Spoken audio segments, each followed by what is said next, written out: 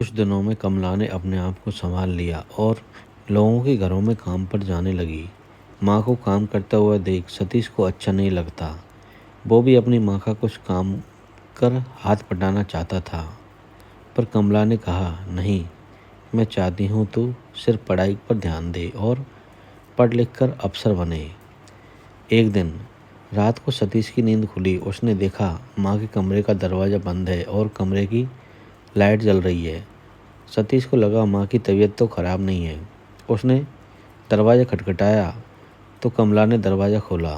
सतीश ने पूछा, माँ, क्या हुआ, इतनी रात तक जाग रही हो? कमला ने कहा, नहीं बेटा, मैं तो सो रही थी। सतीश ने पूछा, तो लाइट क्यों जल रही है? कमला ने कहा, वो कभी कभी डरावने सपने आ जाते हैं, इसलिए लाइट जलाकर सो जाती हूँ, जिससे डर न लगे। जा, तू भी जाकर सो जा। कमरे में जाकर सो गया। वो अपनी माँ की हालत समझता था, इसलिए मन लगाकर पढ़ाई करता, मेहनत करता। उस दिन के बाद सतीश रोज कमला के कमरे की लाइट जलती हुई देखता। लाइट जलती हुई देख सोचता, माँ को डरावने सपने आते होंगे, इसलिए लाइट जलाकर सोती होगी। 1 साल बीत गया। सर्दी के दिन थे। उन दिनों अच्छी खासी ठंड पड़ रही थी। अचानक से कमला को बहुत तेज बुखार आ गया। बुखार आ जाने के कारण वो काम पर पिछले 8 दिनों से नहीं जा सकी थी।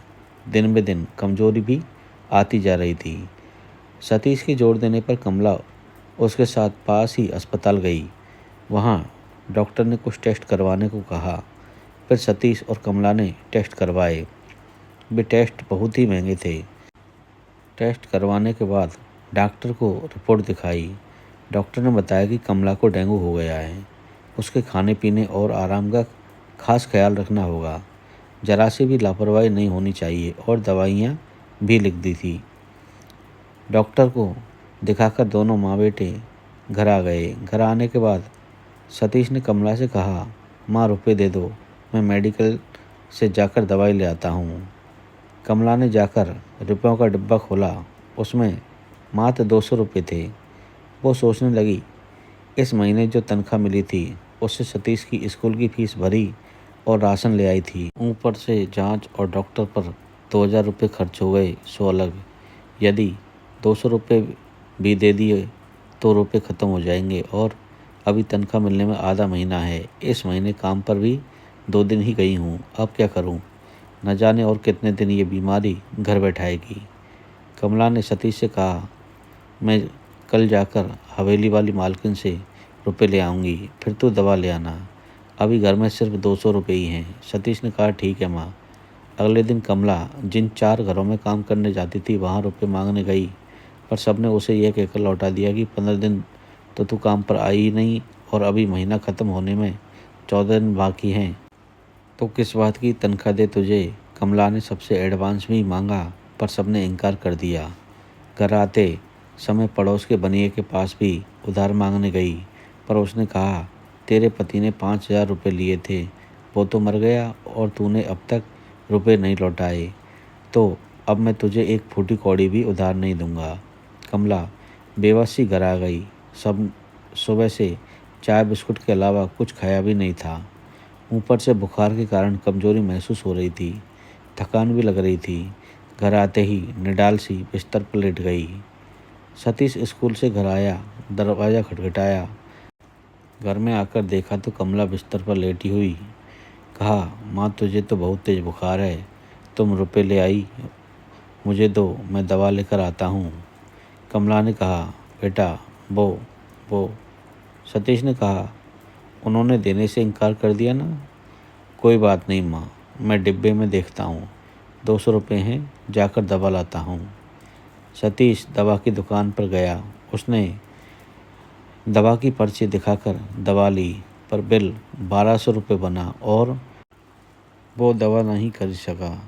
सतीश ये सुन बिना दवा लेकर आ गया।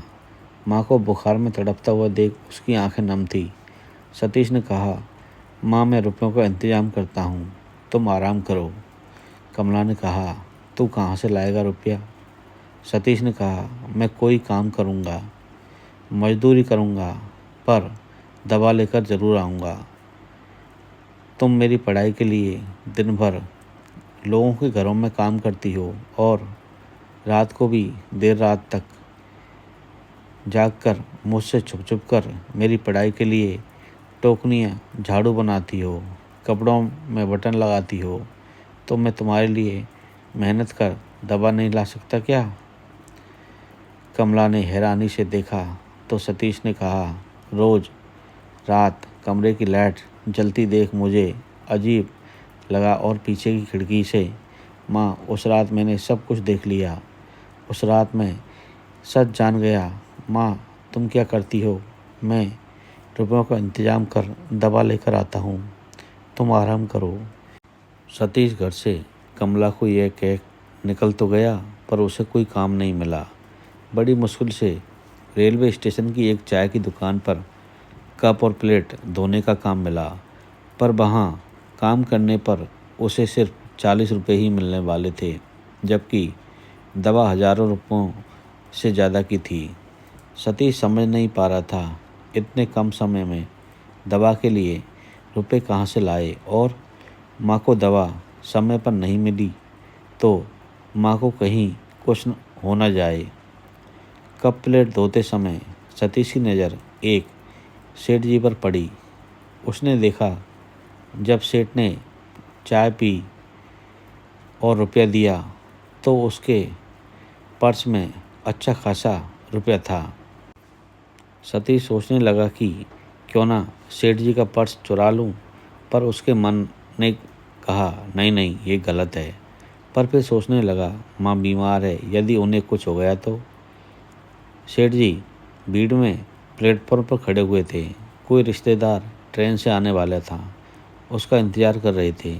सतीश भी उसके पास जाकर खड़ा हो गया और मौका देख सेठ जी का पॉकेट मार लिया। पर्स लेकर कुछ दूर गया और पर्स में से रुपए निकाले कि उसे उसके पिता की कही बात याद आ गई। बेटा, ज़िंदगी में चाहे कैसी भी परिस्थिति आ जाए, पर कभी भी गलत राह को मत चुनना।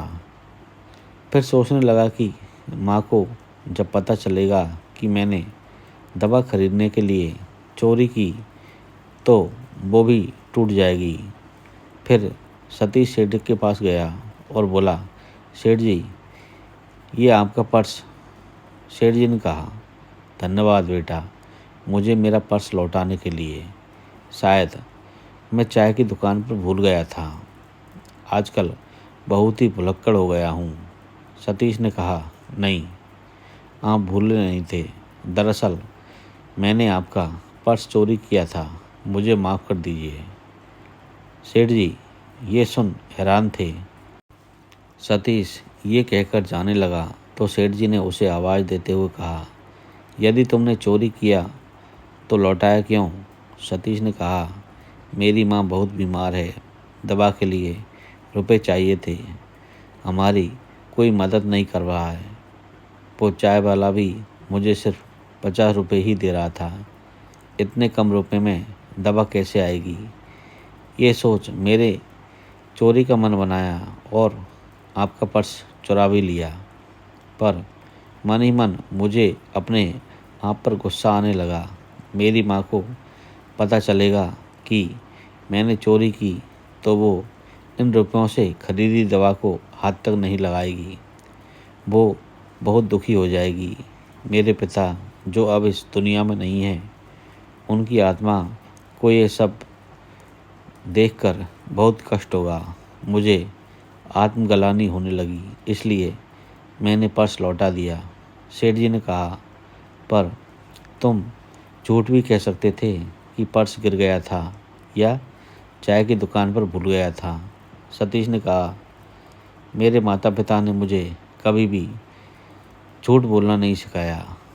सतीश ने हाथ जोड़कर माफ़ी मांगी और वहाँ से जाने लगा। फिर से सेठ जी ने उसे आवाज़ दी और कहा, रुको, मैं तुम्हारे साथ तुम्हारे घर चलना चाहता हूँ। सेठ जी ने अपने ड्राइवर से कहा कि वो उनके जो रिश्तेदार हैं उनको घर पर ले जाइए, और खुद सतीश के साथ उसके घर गए। सेठ जी ये देखना चाहते थे कि क्या यह लड़का कहीं फंसा तो नहीं रहा है, क्योंकि आजकल की दुनिया जल्द ही भरोसे करने लायक नहीं थी। सेठ जी ने देखा सतीश की माँ बुखार से तड़प रही थी। वे सतीश को लेकर दुकान पर गए और उसे सारी दवाइयाँ दिलवाई और अपना फ़ोन नंबर और पता देते हुए कहा, कोई भी ज़रूरत हो तो फ़ोन कर देना। सतीश ने हाथ जोड़कर सेठ जी का धन्यवाद किया। सेठ जी बहुत ही हैरान थे कि 14 साल के गरीब बच्चे में कितनी सच्चाई और ईमानदारी है। नहीं तो आजकल के बच्चे कितने बिगड़ैल होते हैं, माँ बाप के बारे में सोचते भी नहीं। इस बात को 15 दिन बीत गए। कमला अब पहले से बेहतर महसूस कर रही थी। इन 15 दिनों से सतीश स्कूल से आने के बाद चाय की दुकान पर काम करने जा रहा था। कमला ने सतीश से कहा, बेटा मैं जल्द ही कोई ना कोई काम ढूंढ लूँगी, तू अब तेरी पढ़ाई में ध्यान लगा। और हाँ, चल आज हम सेठ जी से मिल आते हैं। मैं उन्हें धन्यवाद कहना चाहती हूँ, उन्होंने हमारी बहुत मदद की। कमला और सतीश सेठ जी के घर पहुँच गए। घर क्या एक बड़ा सा बंगला था। नौकर ने उन्हें बैठने को कहा, पर वे दोनों खड़े ही रहे। कुछ देर में सेठ जी आ गए। वे कमला और सतीश को देखकर हैरान थे। उन्होंने उम्मीद नहीं थी कि वे इस तरह उनसे मिलने आएंगे। कमला ने कहा, सेठ जी धन्यवाद, आपने हमारी मदद की। मैं जल्द ही कोई न कोई काम ढूंढ आपको रुपए लौटा दूंगी। सेठ जी ने कहा, रुपए लौटाने की कोई ज़रूरत नहीं है। भगवान की दया से मैं लोगों की मदद करने के लिए सक्षम हूँ। ज़रूरतमंदों की मदद कर मुझे बहुत खुशी मिलती है। सेठ जी ने कमला से कहा, तुमने अपने बेटे को बहुत अच्छे संस्कार दिए हैं। मैं उनसे बहुत ही प्रभावित हूँ। कमला ने कहा, जी सतीश बहुत ही होशियार भी है, हमेशा क्लास में प्रथम आता है। सेठ जी ने पूछा, क्या तुम बंगले में साफ सफाई और घर काम करना चाहोगे? ये सुन कमला ने कहा, जी सेठ जी, मैं कल से ही काम पर आ जाऊंगी। फिर सेठ जी ने कहा, सतीश बेटा, तुम्हारी ईमानदारी और सच्चाई ने मेरा दिल जीत लिया।